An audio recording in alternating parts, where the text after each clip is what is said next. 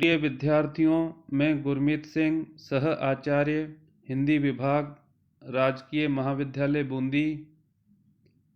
आज के मेरे ई व्याख्यान का विषय बीए प्रथम वर्ष हिंदी साहित्य प्रथम प्रश्न पत्र के अंतर्गत पाठ्य पुस्तक भक्ति काव्य में संकलित महाकवि सूरदास से संबंधित है।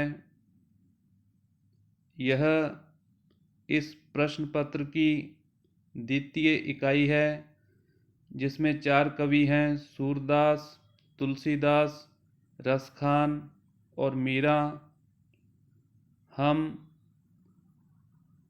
क्रमानुसार इन चारों कवियों का अध्ययन करेंगे। यह सूरदास से संबंधित मेरा दूसरा व्याख्यान है। प्रथम व्याख्यान में हमने सूरदास के जीवन परिचय, उनके व्यक्तित्व एवं कृतित्व तथा विनय तथा भक्ति से संबंधित 2 पदों की व्याख्या की थी। आज हम विनय तथा भक्ति से ही संबंधित बिनती भगवदाश्रय 2 शीर्षकों में कुल मिलाकर 3 पदों की व्याख्या करेंगे। जैसा कि आपको विदित है, सूरदास हिंदी साहित्य में भक्ति काल के अंतर्गत सगुण भक्ति में कृष्ण मार्गी शाखा के सर्वश्रेष्ठ कवि माने जाते हैं। इनके गुरु का नाम वल्लभाचार्य था। इन्होंने 3 ग्रंथ लिखे थे: सूरसागर, साहित्य लहरी और सुरसारावली। इनकी भाषा ब्रज भाषा है, अर्थात इन्होंने तीनों ग्रंथों में ब्रज भाषा का प्रयोग किया है। तो आज हम इनकी विनय तथा भक्ति जो शीर्षक है, उसमें 5 छोटे शीर्षक दिए गए हैं, जिसमें से सगुणोपासना और भक्त वत्सलता, इन दोनों की व्याख्या हमने पूर्व के व्याख्यान में की थी। आज बिनती नामक शीर्षक है, जिसमें 2 पद हैं, पद संख्या 3 व 4 तथा भगवदाश्रय पद संख्या 5, उसकी व्याख्या करेंगे। सबसे पहले हम पद संख्या 3 का वाचन करेंगे, फिर उसके बाद उसकी व्याख्या करेंगे। बिनती। बिनती का अर्थ होता है विनय, निवेदन, याचना करना। तो जैसा कि इस शीर्षक से ही विदित होता है कि सूरदास अपने आराध्य श्री कृष्ण से किस प्रकार की याचना करते हैं, निवेदन करते हैं, और उनका कहने का अभिप्राय क्या है, वह सारा इसके अंतर्गत आएगा। तो हम इस पद का पहले वाचन करते हैं। आजू हों एक एक करि टरिहों, के तुमहि के हमहि माधो अपने भरोसे लरिहों। हों तो पतित 7 पीढ़िन को पतिते हुए निस्तरिहों। अब हों उघरी नच्यो चाहत हों बिरद बिन करिहों। कत अपनी परतीति नसावत में पायो हरि हीरा। सूर पतित तब ही उठी हैं प्रभु जब हंसी देहो बीरा। यह सूरदास महाकवि का तीसरा पद है जो विनती से संबंधित है। प्रस्तुत पंक्तियां सूरसागर सार पुस्तक से ली गई हैं। इनमें सूरदास जी ने कृष्ण से अपने उद्धार के लिए आग्रह किया है, अर्थात निवेदन किया है, विनती की है। सूर स्वयं को बहुत बड़ा पापी मानते हैं और कृष्ण को याद दिलाते हैं कि आपको पतितों का उद्धार करने का यश प्राप्त है। इस संदर्भ में ये पंक्तियां यहाँ पर प्रस्तुत हैं। आजु हों एक एक कर टरी हों, के तुमही के हमही माधो अपने भरोसे लरी हों। सूरदास जी कहते हैं कि आज तो मैं एक एक पाप को क्षमा करा लेने का वचन लेकर ही टरूंगा, यहाँ से जाऊंगा। मैं आपकी चौखट पर बैठा हूँ, आपसे विनती कर रहा हूँ, आपसे याचना कर रहा हूँ कि मैं आज एक एक पाप को क्षमा करा लेने का वचन लेकर ही यहाँ से टरूंगा, अर्थात जाऊंगा। हों कहते हैं मैं, के तुम ही के हम ही माधो अपने भरोसे लरियों, मैं आज पूरा हिसाब कर लूँगा। अब मैं अपने उद्धार के लिए बाद के लिए कुछ नहीं छोड़ूंगा। आज या तो मैं जीतूंगा अथवा आप जीतोगे। कहने का अभिप्राय है कि सूरदास को अपनी भक्ति पर पूर्ण विश्वास है और अपने आराध्य पर भी पूर्ण विश्वास है, इसलिए वह पूरा निर्णय कर लेते हैं कि आज मैं आपसे अपना उद्धार करवाकर ही रहूंगा। मैं किसी से सहायता न लेकर अपने बल के भरोसे पर आपसे लड़ाई करूंगा। अपने भरोसे लरियों।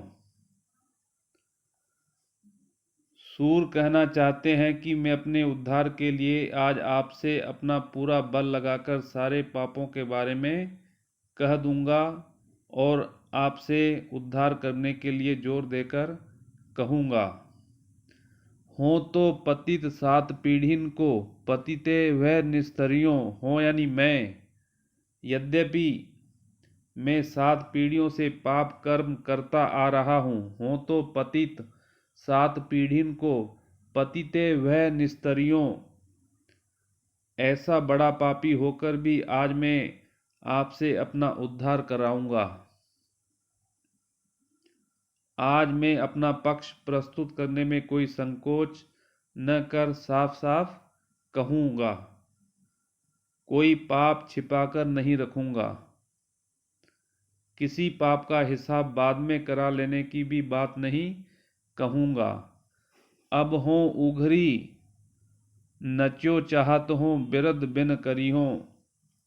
आप देख लीजिए मेरे इतने अधिक पाप आप क्षमा न कर सके, मेरा उद्धार न कर सके, तो आपका पतित पावन कहे जाने का यश समाप्त हो जाएगा। अब हों उघरी नचो चाहत हों बिरद बिन करियों। बिरद कहते हैं यश को। आपका यश किसमें है कि पापी का उद्धार करना, और यदि आज आपने मेरा उद्धार नहीं किया तो मैं आपको यश से हीन कर दूंगा। बिरद बिन करियों कत अपनी प्रतीति नसावत में पायो हरि हीरा। सूर पतित तब ही उठी हैं प्रभु जब हंसी देहो बीरा। अंतिम 2 पंक्तियों में महाकवि सूरदास अपना बखान करते हुए कहते हैं कि फिर आप अपने इस यश को क्यों खोना चाहते हो। कत अपनी प्रतीति नसावत, नसावत कहते हैं नष्ट करना, प्रतीति अर्थात विश्वास। आपका विश्वास किसमें है? आपके यश में है। कत अपनी प्रतीति नसावत में पायो हरि हीरा। मैंने तो आपके रूप में हीरा प्राप्त कर लिया है। मेरे लिए आपसे अधिक महत्वपूर्ण कुछ भी नहीं है।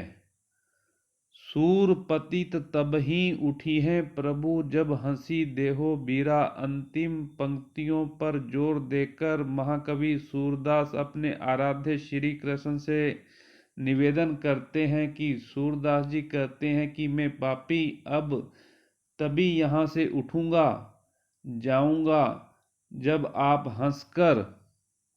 सूर पतित तब ही उठी है प्रभु जब हंसी देहो बीरा। जब आप हंसकर खुशी से मुझे मेरे उद्धार का वचन दे दोगे। बीरा कहते हैं वचन को। मेरा उद्धार का बीड़ा उठा लोगे, तब मैं यहाँ से आपकी चौखट से उठकर जाऊंगा। इस प्रकार सूरदास जी की कृष्ण के प्रति सख्य भाव की भक्ति है। इसी कारण कृष्ण से वे अपने उद्धार के लिए इस प्रकार का व्यवहार कर सकने के लिए कहते हैं। सूर की जो भाषा है साहित्यिक ब्रज भाषा है। एक एक टरना बीड़ा उठाना जैसे मुहावरों का कवि ने इस पद में प्रयोग किया है। अब उसके बाद इसी से संबंधित है, विनय से संबंधित, विनती से संबंधित जो चौथा पद है उसका पहले हम वाचन करेंगे, फिर उसकी व्याख्या करेंगे। अब मैं नाचो बहुत गोपाल, काम क्रोध को पहर चोलना कंठ विषय की माल। महामोह के नुपुर बाजत निंदा शब्द रसाल। भ्रम भोयो मन भयो पखावज चलत असंगत चाल। तृष्णा नाद करति घट भीतर नाना विधि दे ताल। माया को कटी फेटा बांध्यो लोभ तिलक दियो भाल। कोटिक कला काछि दिखराई जल थल सुधी नहीं काल। सूरदास की सबे अविद्या दूरी करो नंदलाल। यह चौथा पद है। इसमें भी वो याचना करते हैं, विनय करते हैं, निवेदन करते हैं अपने आराध्य श्री कृष्ण के प्रति। प्रस्तुत पंक्तियां सूरदास वाले पाठ से ली गई हैं। सूरदास जी ने अपने आराध्य कृष्ण के समक्ष अपने अनेक प्रकार के दोषों का वर्णन किया है। अब मैं नाच्यो बहुत गोपाल। सूरदास कहते हैं कि हे गोपाल, अब तक मैं बहुत नाच चुका हूँ, नृत्य कर चुका हूँ, सांसारिक खेल खेल चुका हूँ। अब मैं नाच्यो बहुत गोपाल। अब तक मैं बहुत नाच चुका हूँ, मतलब यह है कि मैं बहुत बार संसार में आ चुका, जन्म ले चुका हूँ और बहुत प्रकार से बुरे कर्म मैंने किए हैं। काम क्रोध को पहर चोलना कंठ विषय की माल। मैंने काम और क्रोध का चोला पहना और गले में विषयों की माला धारण की। विषय अर्थात विषय वासनाएं, काम क्रोध मद लोभ मोह जो पंच विकार होते हैं उसकी मैंने माला धारण की। महामोह के नुपुर बाजत निंदा शब्द रसाल।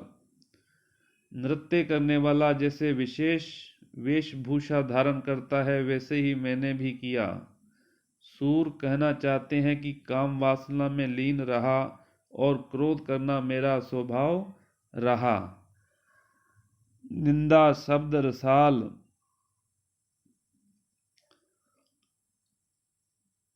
मैं विषयों में आसक्त रहा। मोह रूपी नुपुर बजे जिससे निंदा करने की आवाज निकली। मतलब यह है कि मैं मोहग्रस्त रहा और दूसरों की निंदा करता रहा। भ्रम भोयो मन भयो पखावज चलत असंगत चाल। भ्रम से पूर्ण मेरा मन ही पखावज बना रहा। मेरी चाल व्यवहार असंगत ही रही, अच्छा नहीं रहा।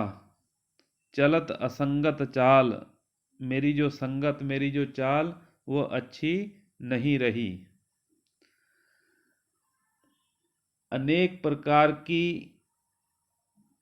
ताल देती हुई तृष्णा नाद करती रही। तृष्णा नाद, तृष्णा कहते हैं आशा को, आडंबरपूर्ण व्यवहार को और अधिक पाने की इच्छा को। तृष्णा नाद करति घट भीतर नाना विधि दे ताल, अनेक प्रकार की ताल देती हुई तृष्णा नाद करती रही। मतलब मन तृष्णाएं पाले रहा। मैंने कमर में माया का फेंटा बांधा। माया को कटी, कटी कहते हैं कमर को, माया को कटी फेंटा बांध्यो। लोभ तिलक दियो भाल, मैंने कमर में माया का फेंटा बांधा और मस्तक पर लोभ का तिलक लगाया। भाल, भाल कहते हैं मस्तक को। लोभ तिलक दियो भाल। इस प्रकार कोटिक कला काछी दिखराई, जल थल सुधी नहीं काल। इस प्रकार जल और थल में अनेक समय में करोड़ों प्रकार से कलाएं दिखा चुका हूं, जिनका अब ठीक प्रकार स्मरण भी नहीं है। कोटिक कला काछी दिखराई, जल थल सुधी नहीं काल। सुधी यानी स्मरण भी नहीं है उस समय का। सूरदास की सबे अविद्या दूर करो नंदलाल। सूरदास कहते हैं कि हे नंदलाल, मेरी सभी अविद्याएं, अज्ञान को दूर कर दीजिए। मुझे ज्ञान प्रदान कीजिए ताकि मैं आपको प्राप्त करने का उपाय अपना सकूं। अब तक जो कुछ किया वह सब तो मुझे आपसे दूर रखने वाला ही सिद्ध हुआ है। प्रस्तुत पद में सूरदास जी ने कहना चाहा है कि मैं अब तक कई बार जन्म मरण के चक्कर में घूम चुका हूँ। मैं ईश्वर की प्राप्ति न करा पाने वाले पाप कर्म ही करता रहा हूँ। अब मैं आपसे अपने उद्धार के लिए प्रार्थना कर रहा हूँ। इसमें कवि की कल्पना और कला का परिचय प्राप्त होता है। यहाँ पर अनुप्रास, सांग रूपक जैसा अलंकार है। नाचना मुहावरे का सुंदर प्रयोग हुआ है। इसके बाद आता है शीर्षक भगवदाश्रय।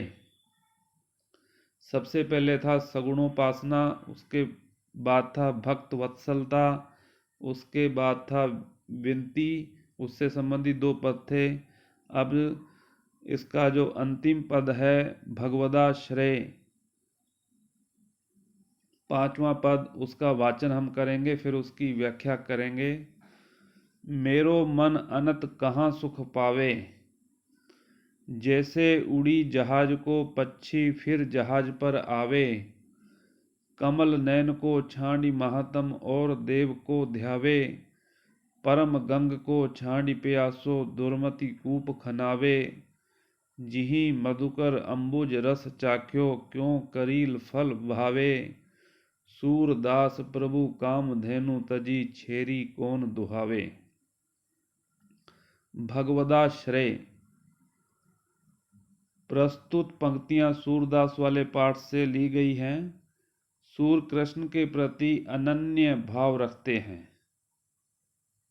अनन्य, वे एक भगवान को छोड़कर अन्य देवताओं की उपासना करना समझदारी का काम नहीं मानते। यही स्पष्ट करने के लिए यह पद यहाँ पर उनके द्वारा लिखा गया है। सूरदास कहते हैं कि मेरे मन को भगवान श्री कृष्ण को छोड़कर और कहीं कैसे सुख प्राप्त हो सकता है। मेरो मन अनंत कहाँ सुख पावे। जैसे उड़ी जहाज को पक्षी फिर जहाज पर आवे। जिस प्रकार जहाज पर बैठा हुआ पक्षी उड़कर कहीं जाना चाहे तो किनारा प्राप्त करने में असमर्थ रहकर फिर जहाज पर आकर ही विश्राम लेता है, उसी प्रकार मुझे भगवान से अलग और कहीं सुख नहीं मिलता। कमल नैन को छांडी महात्म और देव को ध्यावे। कोई कमल नेत्र भगवान को छोड़कर अन्य देवता का ध्यान करे, उसका व्यवहार वैसा ही है जैसा कि उस प्यासे व्यक्ति का। परम गंग को छांडी प्यासो दुर्मति कूप खनावे। उस जो ऐसा व्यवहार करता है उस प्यासे व्यक्ति का जो गंगा जी को छोड़कर मूर्खता या दुर्बुद्धि के कारण कुआं खुदवाए और प्यास बुझाने के लिए पानी प्राप्त करना चाहे। जीही मधुकर अंबुज रस चाख्यो, क्यों फरी करील फल भावे। सूरदास कहते हैं कि जिस भंवरे ने कमल का रस चखा हो, कमल के रस का स्वाद लिया हो, उसे करील का फल कैसे अच्छा लग सकता है। सूरदास अपने बारे में कहते हैं कि मेरे लिए तो भगवान कृष्ण ही सब कुछ हैं। उन्हें छोड़कर अन्य देवताओं से आशा करना वैसा ही है जैसे सूरदास प्रभु कामधेनु तजी छेरी कौन दुहावे। उन्हें छोड़कर अन्य देवताओं से आशा करना वैसा ही है जैसे कामधेनु को छोड़कर बकरी का दूध दूहना। कामधेनु जो मनोवांछित फल प्रदान करने वाली कामधेनु है, उसको छोड़कर किसी छोटी बकरी का दूध दोहना मूर्खतापूर्ण कार्य कहा जा सकता है। उसी प्रकार मैं ऐसी मूर्खता नहीं करना चाहता। मैं तो सदैव हमेशा श्री कृष्ण के चरणों में निवास करना चाहता हूँ। प्रस्तुत पद में सूर ने कृष्ण के प्रति अपनी अनन्य भक्ति का परिचय दिया है। भगवान को छोड़कर अन्य देवता उन्हें उसी प्रकार प्रतीत होते हैं जैसे कामधेनु के सामने बकरी तुच्छ प्रतीत होती है। जो गाय होती है, गाय के सामने बकरी की जो सामर्थ्य होती है वो तुच्छता को व्यक्त करती है। इसलिए सूरदास ने अपने भाव यहाँ पर व्यक्त किए हैं। मन के लिए जहाज के पक्षी का अप्रस्तुत बहुत ही सटीक है। वर्णन में लक्षणा व्यंजना शब्द शक्तियों का प्रयोग हुआ है। कृष्ण को गंगा कामधेनु कहने में बड़ी व्यंजना है। ब्रज भाषा है, पद शैली है। इस प्रकार हम देखते हैं कि किस प्रकार सूरदास अपने आराध्य श्री कृष्ण के प्रति अपना अनन्य भाव व्यक्त करते हैं प्रस्तुत पद में। तो विद्यार्थियों, आज का व्याख्यान यहीं पर समाप्त होता है। आज हमने कुल 3 पदों की व्याख्या की है। सूरदास के आगे के पदों की व्याख्या अगले वीडियो में प्रसारित की जाएगी।